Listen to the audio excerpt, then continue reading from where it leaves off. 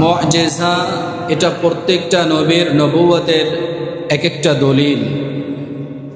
আল্লাহ পাক রব্বুল আলামিন বাবা আদম আলাইহিস সালাম থেকে নবুয়তের যে সিলসিলা শুরু করেছিলেন, আমাদের নবী আখির নবী জনাবে রাসূল মুহাম্মদ সাল্লাল্লাহু আলাইহি ওয়াসাল্লামের মাধ্যমে সেই নবুয়তের সিলসিলা খতম করেছেন। আমাদের নবীর পরে দ্বিতীয় আর কোনো নবী আসবে না। হযরতে ঈসা আলাইহিস সালাম আসবেন, সেটাও আল্লাহর নবীর উম্মত হিসাবে আসবেন, নবী হিসাবে আসবেন না।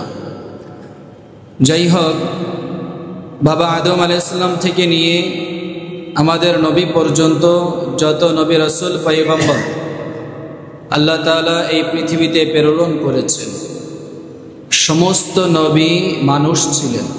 সমস্ত নবী কি ছিলেন বলেন? মানুষ ছিলেন। কোন নবী আসমানের ফেরেশতা ছিলেন না, অন্য কিছুও ছিলেন না। আমরা যেমনিভাবে মানুষ, সমস্ত আম্বিয়া ইকরাম, সমস্ত নবী রাসূলও কি ছিলেন বলেন? মানুষ ছিলেন।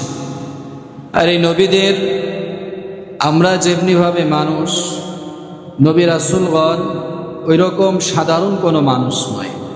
তারা অবশ্যই আল্লাহ পাক রব্বুল আলামিনের মনোনীত বিশেষ মানুষ ছিলেন। রাসূলগণের মূল দায়িত্ব ছিল আল্লাহ পাক রব্বুল আলামিনের তাওহীদের বাণী মানুষের কাছে পৌঁছিয়ে দেওয়া। এই তাওহীদের বাণী নিয়ে যখন মানুষদের কাছে গিয়ে দ্বীনের দাওয়াত দিতেন, তাওহীদের দাওয়াত দিতেন, তাদের কাছে গিয়ে যখন বলতেন, আমাকে আল্লাহ তাআলা তোমাদের নিকট পয়গম্বর হিসেবে, নবী রাসূল হিসেবে প্রেরণ করেছেন, যাতে করে তোমাদেরকে আমি জান্নাতের সোজা পথ দেখাইতে পারি। এই দাওয়াত নিয়ে যখন মানুষের দ্বারে দ্বারে যাইতেন, তখন মানুষেরা বলতো, তোমরা যে আল্লাহ পাকের পক্ষ থেকে প্রেরিত নবী রাসূল পয়গম্বর, তার দলিল কি, তার প্রমাণ কি? আমরা যেমনিভাবে মানুষ, তোমরাও তো ঠিক তেমনিভাবেই মানুষ। আমরাও বিবাহ শাদী করি, তোমরাও করো। আমরাও খাবার খাই, তোমরাও খাবার খাও।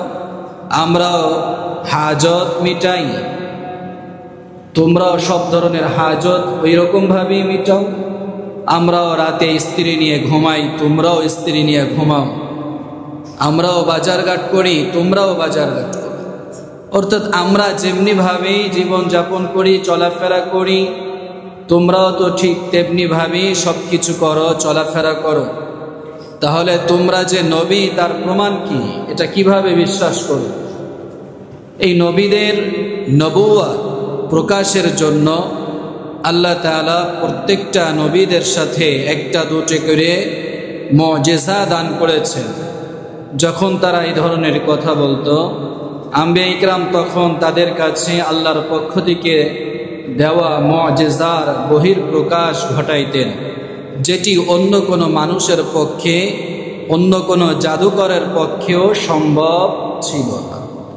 এজন্য মুহতারাম হাজিরিন, যেই নবীর মর্তবা যত বড়, ওই নবীর মুআজিজা তত বড়। যে নবীর মর্যাদা যত বেশি, ওই নবীর মুআজিজা তত বেশি।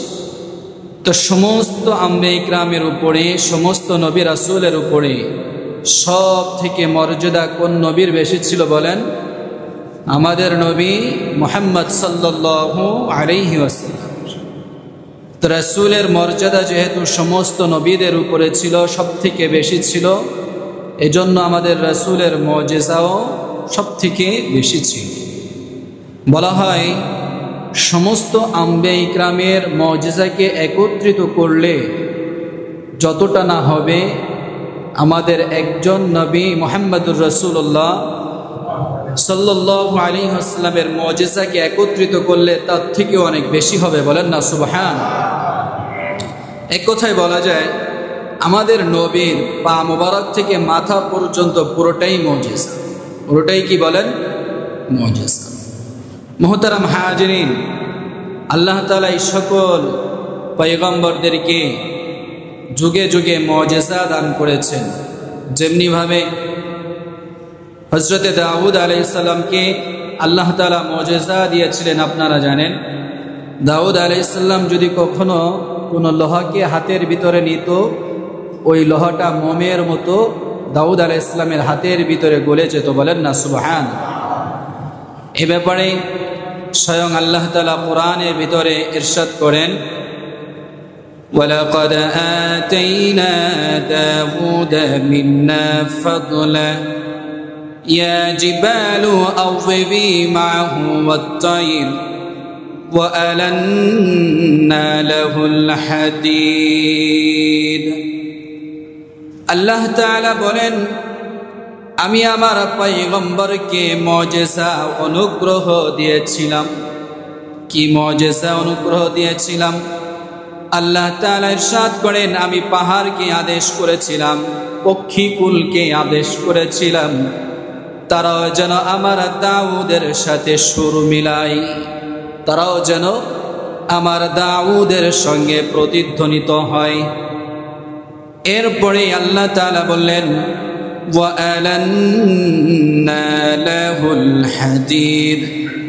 আমার পয়গম্বর দাউদ যখন তার হাতের মুঠোর ভিতরে লোহাকে নিত, সঙ্গে সঙ্গে আমি আল্লাহ তাআলা ওই লোহাটাকে মোমের মতো গলিয়ে দিতাম। বলেন সুবহানাল্লাহ। এজন্য আমার ভাইয়েরা, পৃথিবীর বুকে জমিনে সর্বপ্রথম দাও, বটি, কুড়াল ইত্যাদি যেগুলো বানানো হয়েছে, এগুলো কে বানিয়েছে বলেন? পয়গম্বর দাউদ আলাইহিস সালামের মাধ্যমে বানানো হয়েছে। তাহলে দাউদ আলাইহিস সালামকে আল্লাহ তাআলা কি মুজিজা দিয়েছিলেন বলেন? এক তো তিনার সুরের অনেক মাধুর্যতা ছিল, আপনারা জানেন। এজন্য আল্লাহ বলেছেন, দাউদ যখন তিলাওয়াত করত, পাহাড় পর্যন্ত, পাখিরাজ পর্যন্ত দাউদ আলাইহিস সালামের তিলাওয়াত মনোমুগ্ধকর হয়ে শ্রবণ। আবার দ্বিতীয়টি ছিল, তিনার হাতের ভিতরে যখন লোহা রাখত, তখন সেটা মোমের মতো গলে যেত। সুলাইমান আলাইহিস সালামকে আল্লাহ তাআলা মুজিজা দিয়েছিলেন। তখতে সুলাইমানের উপরে যখন তিনি বসতেন, বাতাসকে যখন আদেশ করতেন, বাতাস মুহূর্তের মধ্যে তখতে সুলাইমানকে উড়িয়ে নিয়ে যেতেন। বলেন না সুবহান। যেদিকে ইচ্ছা সেদিকেই মুহূর্তের মধ্যে চলে যেতেন, কোনো ধরনের ইঞ্জিল ব্যতীত, পাখা ব্যতীত। এটা সুলাইমান আলাইহিস সালামের মুজিজা ছিল। জিন্নাতদের উপরে সুলাইমান আলাইহিস সালামের বাদশাহী ছিল, কর্তৃত্ব ছিল, ক্ষমতা ছিল। এটা সুলাইমান আলাইহিস সালামের মুজিজা ছিল। তেমনিভাবে আল্লাহ তাআলা পয়গম্বর মূসা আলাইহিস সালামকে মুজিজা দিয়েছিলেন, লাঠি মোবারক। কি দিয়েছিলেন বলেন? লাঠি মোবারক। আল্লাহ তাআলা কোরআনের ভিতরে ইরশাদ করেন, ওয়ামা তিলকা বিয়ামিনিকা ইয়া মূসা। আল্লাহ তাআলা বলেন, মূসা তোমার হাতে এটা কি? আল্লাহর পয়গম্বর বলেন, ক্বালা হিয়া আসা, আমার হাতে এটা হলো লাঠি। মূসা আলাইহিস সালামকে আল্লাহ তাআলা জিজ্ঞেস করলেন, মূসা তোমার হাতে কি? মূসা আলাইহিস সালাম বলেন, আমার হাতে লাঠি। কথা কিন্তু এ পর্যন্তই শেষ। কিন্তু মূসা আলাইহিস সালাম নিজের থেকে বলেন, এই লাঠি দিয়ে আমি গাছের পাতা পারি, এই লাঠি দিয়ে আমি বকরি চড়াই। এইভাবে একটার পরে একটা বলতে লাগলেন। বলেন তো আল্লাহ তাআলা জিজ্ঞাসা করেছেন একটা, মূসা আলাইহিস সালাম উত্তর দিয়েছেন লাঠি এখানেই শেষ হয়ে যায়। কিন্তু তিনি নিজের থেকে কেন বাড়িয়ে বাড়িয়ে কথা লম্বা করছেন? কিতাবের ভিতরে এসেছে, আশিক মাশউক যখন কথোপকথন করে, তখন কিভাবে তাদের ভিতরে সময়টাকে লম্বা করা যায়, এই চেষ্টায় আশিক বেকুল হয়ে থাকে। ঠিক কিনা বলেন? এজন্য পয়গম্বর মূসা আলাইহিস সালাম আল্লাহ তাআলার আশিক ছিলেন। আল্লাহর সঙ্গে কিভাবে বেশি সময় নিয়ে কথা বলা যায়, এই জন্য তিনি কথাকে দীর্ঘায়িত করেছেন। আমার ভাইয়েরা, বলতেছিলাম মূসা আলাইহিস সালাতু ওয়াস সালামকে আল্লাহ তাআলা মুজিজা স্বরূপ লাঠি দিয়েছিলেন। এই লাঠি দিয়ে পয়গম্বর মূসা কেমনে মুজিজা দেখাইতেন আপনারা জানেন। এই লাঠি যখন জমিনের উপরে রোপণ করা হতো, লাঠি থেকে বৃক্ষ সৃষ্টি হয়ে যেত। এই লাঠি যখন ফিরাউনের দরবারে নিয়ে ছেড়ে দেওয়া হতো, লাঠি বিশাল বড় অজগর সাপে পরিণত হয়ে যেত। আবার যখন ধরতেন লাঠি আগের মতো লাঠি হয়ে যেত। এই লাঠি দিয়ে যখন হাজার পাথরের উপরে প্রহার করা হতো, সঙ্গে সঙ্গে পাথর ভেঙে ঝর্ণা বাইর হয়ে যেত। এই লাঠি দিয়ে যখন সমুদ্রের উপরে আঘাত করা হতো, সমুদ্রের পানি চিরে রাস্তা হয়ে যেত। বলেন না সুবহান। এটা ছিল পয়গম্বর মূসা আলাইহিস সালাতু ওয়াস সালামের লাঠির মুজিজা। আল্লাহর পয়গম্বর হযরতে ঈসা রূহুল্লাহকে আল্লাহ তাআলা কেমন মুজিজা দিয়েছিলেন দেখেন। ঈসা পয়গম্বর আলাইহিস সালাতু ওয়াস সালাম যদি কোনো ধবল রোগী অথবা শ্বেত রোগী, কুষ্ঠি রোগী তাদের শরীরে হাত মোবারক স্পর্শ করতেন, সঙ্গে সঙ্গে তারা সুস্থ হয়ে যেত। চোখে দেখতে পায় না এমন অন্ধ মানুষের চোখের উপরে যদি ঈসা আলাইহিস সালাম হাতটাকে এইভাবে বুলিয়ে দিত, সঙ্গে সঙ্গে চোখে জ্যোতি ফিরে আসত। জোরে বলেন না সুবহান। ঈসা আলাইহিস সালামকে আল্লাহ তাআলা আরো একটি অলৌকিক মুজিজা দিয়েছিল। সেটি হলো পয়গম্বর ঈসা আলাইহিস সালাতু ওয়াস সালাম যদি কোনো কবরস্থানে দাঁড়িয়ে অথবা কোনো মৃত প্রাণীর পাশে দাঁড়িয়ে আদেশ করতেন, কুম বিইযনিল্লাহ, হে মৃত প্রাণী, আল্লাহর আদেশে তুমি জীবিত হয়ে যাও, সঙ্গে সঙ্গে সে কবর থেকে জীবিত হয়ে যেত। এটা বিশ্বাস হয়? কোরআনের কথা বলছি, সবগুলো মুজিজা কোরআনে আছে। আল্লাহ তাআলা কোরআনের ভিতরে বলেন, وَأُبْرِئُ الْأَكْمَهَ وَالْأَبْرَصَ وَأُحْيِي الْمَوْتَى بِإِذْنِ اللَّهِ। আল্লাহ তাআলা বলেন, পয়গম্বর ঈসা যখন কোনো ধবল রোগী অথবা শ্বেত রোগী অথবা চোখে দেখে না এমন কোনো মানুষের শরীরের উপরে হাত বুলিয়ে দিত, সঙ্গে সঙ্গে ভালো হয়ে যেত। ওয়াউহিল মাউতা বিইজনিল্লাহ, কোন মৃত প্রাণীর পাশে দাঁড়িয়ে যেত, যদি পয়গম্বর ঈসা বলতো বিইজনিল্লাহ, আল্লাহর আদেশে জীবিত হয়ে যাও, সঙ্গে সঙ্গে ওই প্রাণী মৃত্যু থেকে জীবিত হয়ে যেত। পয়গম্বর ঈসা আলাইহিস সালাতু ওয়াস সালামের যখন কোন কওমের কাছে গিয়ে আল্লাহর দ্বীনের দাওয়াত দিত, তারা বলতো, আপনি যে আল্লাহর নবী, এটা আমরা বিশ্বাস করব কিভাবে? পয়গম্বর ঈসা বলে, আমি যে আল্লাহর নবী, যদি তোমাদের কবরস্থান থেকে মৃত কোনো মানুষ উঠে সাক্ষী দেয়, বিশ্বাস করব তো? বলে, হ্যাঁ করব। এরকম এক কওমের কাছে গিয়ে দাওয়াত দিচ্ছে, তারা এই কথা বলেছে। পয়গম্বর ঈসা আলাইহিস সালামকে পুরাতন একটা কবরস্থানের কাছে নিয়ে যাওয়া হয়েছে। সেখানে গিয়ে বলা হয়েছে, এই কবর থেকে একজন মানুষ আপনি জীবিত করে দেখান, সে যদি আপনার রিসালাতের ব্যাপারে সাক্ষী দেয়, তাহলে অবশ্যই আমরা আপনার দাওয়াতকে গ্রহণ করে নিব। পয়গম্বর ঈসা আলাইহিস সালাতু ওয়াস সালাম পুরাতন কবরস্থানে গিয়ে দাঁড়িয়েছে। দাঁড়ানোর পরে কবরবাসীকে উদ্দেশ্য করে ডাক দিয়েছে। পয়গম্বর ঈসা আলাইহিস সালাম বলেন, তোমাদের মধ্য থেকে যে কোনো একজন আল্লাহর বান্দা আল্লাহর আদেশে কুম বিইজনিল্লাহ দাঁড়িয়ে যাও। সঙ্গে সঙ্গে এক যুবক কবর থেকে লাব্বাইক ওয়া সাদাইক বলে দাঁড়িয়ে গিয়েছে। বলেন সুবহানাল্লাহ।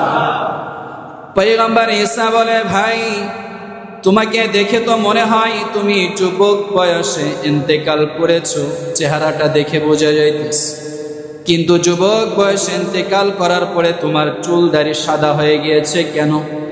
ওই যুবক বলে, হ্যাঁ আল্লাহর পয়গম্বর, আমি যুবক বয়সী, আমার ইন্তেকাল হয়েছে, তবে আমার চুল দাড়ি সাদা হয়েছে কেন জানেননি? আমি যখন মৃত্যুবরণ করি, আমার মৃত্যুর এতটা বেশি কষ্ট হয়েছিল, যেই কষ্টটা এখনো পর্যন্ত আমি কবরে বসে শুয়ে শুয়ে পাচ্ছিলাম। মৃত্যুর যন্ত্রণার আযাবটা, কষ্টটা এখনো আমার শরীর থেকে যায় নাই, এখনো আমি ওই কষ্ট পোহাইতেছি। এমন টাইমে আপনি আমাকে ডাক দিলেন, আমি মনে মনে ভাবলাম, আহারে, মৃত্যুর যন্ত্রণা এখনো পর্যন্ত শরীর থেকে শেষ হয় নাই, আর এখন বুঝি ময়দানে মাহশারে আল্লাহর সামনে দাঁড়ানোর জন্য ডাক দেওয়া হয়েছে। পয়গম্বর ঈসা আলাইহিস সালামকে বললেন, আল্লাহর নবী শুনেন, আমার এই মাথার চুল, মুখের দাড়ি এগুলো কিন্তু সাদা ছিল না, কালোই ছিল, কিন্তু যখনই আমার মাথায় এসেছে মৃত্যুর যন্ত্রণা এখনো পর্যন্ত শেষ হয় নাই। ময়দানে মাহশারে দায়ের হওয়ার জন্য আহ্বান করা হয়েছে, না জানি সেখানে আমাকে কতটা বেশি কষ্ট পেতে হবে। এই যে ভয়, এই যে চিন্তা আপনার ডাক দেওয়ার পরে সঙ্গে সঙ্গে আমার মাথায় এসেছে, এই আশার সাথে সাথে মুহূর্তের মধ্যে আমার মাথার চুল, মুখের দাড়ি মোবারক সাদা হয়ে গিয়েছে। আমার ভাইয়েরা, পয়গম্বর ঈসা আলাইহিস সালাম তাকে আবার আদেশ করলেন, আবার কবরে চলে গেলেন। সাথে সাথে যারা ছিল তারা কালেমা পড়ে ইসলাম ধর্ম গ্রহণ করলেন। এটা ছিল পয়গম্বর ঈসা আলাইহিস সালাতু ওয়াস সালামের মুজিজা। এমনি ভাবে আল্লাহ তাআলা পৃথিবীতে যত পয়গম্বর, যত রাসূলকে যত ধরনের মুজিজা দিয়েছেন, সমস্ত নবী কারীম পৃথিবী থেকে বিদায় নিয়েছেন, তাদের মুজিজাও সাথে সাথে বিদায় নিয়েছেন। দাউদ আলাইহিস সালাতু ওয়াস সালামকে আল্লাহ তাআলা যে মুজিজা দিয়েছিলেন, লোহা মোম হয়ে যায়। বলেন তো, দাউদ আলাইহিস সালামের ওফাতের পরে পৃথিবীতে আর কোনো ব্যক্তি যদি লোহাকে ধইরা মোচড়ও মারে এভাবে, লোহা মোম হবে? বলেন হবে? আজ পর্যন্ত কেউ করে দেখাইতে পারছে? দাউদ আলাইহিস সালামও গেছে, তিনার মুজিজাও চলে গেছে। তেমনিভাবে সুলাইমান আলাইহিস সালামকে আল্লাহ তাআলা মুজিজা দিয়েছিলেন, তখতে সুলাইমানের উপরে দাঁড়াইলে তখতে সুলাইমান আলাইহিস সালামকে নিয়ে যেদিকে আদেশ করতেন সেদিকে চলে যেতেন। এখন যদি কোনো দেশের পাওয়ারফুল নেতা যেই হোক, সে যদি কোনো ধরনের কোনো তখতের উপরে দাঁড়িয়ে ইঞ্জিল ব্যতীত, পাখা ব্যতীত আদেশ করে, যতই অ্যাটম বোমার ভয় দেখাক আর যারই ভয় দেখাক না কেন, ওই তখ্ত, ওই মসনদ কি আর উড়বে? বলেন, উড়বে না। সুলাইমান আলাইহিস সালাম চলে গিয়েছেন, তিনার মুজিজাও শেষ হয়ে গিয়েছে। তেমনিভাবে মূসা আলাইহিস সালাতু ওয়াস সালামও চলে গিয়েছে, লাঠির মুজিজাও শেষ হয়ে গিয়েছে। কোনো লাঠি আর জমিনে সারলে কি হবে না? বলেন, সাপ হবে। আর কোনো লাঠি দিয়ে পাথরের উপরে আঘাত করলে ঝর্ণাও বাহির হবে না। ঈসা আলাইহিস সালাতু ওয়াস সালাম চলে গিয়েছে, আর কোনো লোক ওই রকমের হাত বোলায়া দিলে চোখে আলো ফিরে আসবে না, সাথে সাথে শ্বেতরোগ ভালো হয়ে যাবে না। আবার কোনো লোক কবরের পাশে দাঁড়িয়ে মৃত্যুকে ডাক দিলে জীবিত বুঝে আসলো যত পয়গম্বর, তাদেরকে আল্লাহ তাআলা যত মুজিজা দিয়েছিলেন, সমস্ত পয়গম্বর দুনিয়া থেকে চলে গিয়েছেন, তাদের মুজিজাও খতম, তাদের মুজিজাও কি হয়েছে? বলেন, শেষ হয়ে গিয়েছে। কিন্তু আমার ভাইরা, আমার আপনার পয়গম্বর নবী মুহাম্মদুর রাসূলুল্লাহ সাল্লাল্লাহু আলাইহি ওয়াসাল্লামের মুজিজার মধ্যে সর্বশ্রেষ্ঠ মুজিজার নাম হলো কুরআন। সর্বশ্রেষ্ঠ মুজিজার নাম কি বলেন? কুরআন।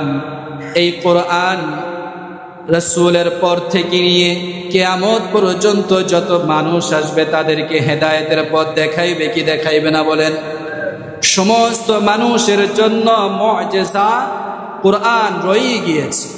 সুতরাং আমাদের নবী দুনিয়া থেকে ওফাত বরণ করেছেন, কিন্তু তিনার সর্বশ্রেষ্ঠ মুজিজা কি বিদায় নিয়েছেন? বলেন, রাসূলের সেই মুজিজা কিন্তু আজও পর্যন্ত আমাদের কাছে আছে, কিয়ামত পর্যন্ত থাকবে।